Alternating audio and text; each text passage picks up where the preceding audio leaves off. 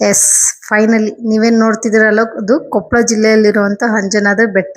ಆಯ್ತಾ? ಸೊ ಆಂಜನೇಯನ್ ತಾಯಿ ಇದಾರಲ್ಲ ಅಂಜನಾದ್ರಿ, ಅವರ ಪುತ್ರ ಯೋಗಕ್ಕೋಸ್ಕರ ಇದೇ ಜಾಗದಲ್ಲಿ ತಪಸ್ ಮಾಡಿರೋದು ಅಂತ ಹೇಳ್ತಾ ಇರೋದು ಇತಿಹಾಸ. ಹೌದು, ಅದಕ್ಕೋಸ್ಕರನೇ ಇದು ಆಂಜನೇಯ ಬೆಟ್ಟ ಅಂತ ಹೆಸರಾಗಿರೋದು. ಇದನ್ನ ಹತ್ಕೊಂಡು ಹೋಗೋದು ಹಂಗೆ ಸುಮ್ನೆ ಅಲ್ಲ ಗುರು. 575 ಮೆಟ್ಲುಗಳನ್ನ ಹತ್ತಿ ಮತ್ತೆ 575 ಮೆಟ್ಲುಗಳು ಇಳಿಬೇಕು. ಹೌದು, ಅಷ್ಟು ಕಷ್ಟ ಇದೆ. ಹಾಗೂ ನಮಗೂ ತುಂಬಾ ಚಾಲೆಂಜಸ್ ಇತ್ತು. ಇಲ್ಲಿ ಫೋಟೋ ವಿಡಿಯೋಸ್ ಎಲ್ಲ ಏನು ಅಲೌ ಇರ್ಲಿಲ್ಲ. ಬಟ್ ನಾವೇನೇನೋ ಸಾಹಸ ಮಾಡಿ ತಗೊಂಡ್ ಬಂದಿದೀವಿ.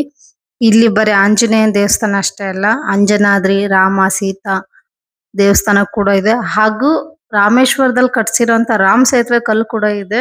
ಅದು ಇವಾಗೂ ನೀರಲ್ಲಿ ತೇಲ್ತಾ ಇದೆ. ಸೊ ಅದನ್ನು ನಾವು ಫೋಟೋ ತಕೊಂಡ್ ಬಂದಿದೀವಿ. ಇಲ್ಲೇನ್ ನೋಡ್ತಾ ಇದ್ದೀರಲ್ಲ, ಇದು ರಾಮ್ ಸೇತುವೆ ಕಲ್ಲು. ನಿಜ, ಎಷ್ಟು ಅದ್ಭುತ ಅಲ್ಲ.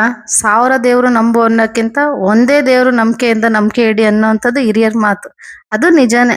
ಎಸ್, ಜೈ ಶ್ರೀರಾಮ್.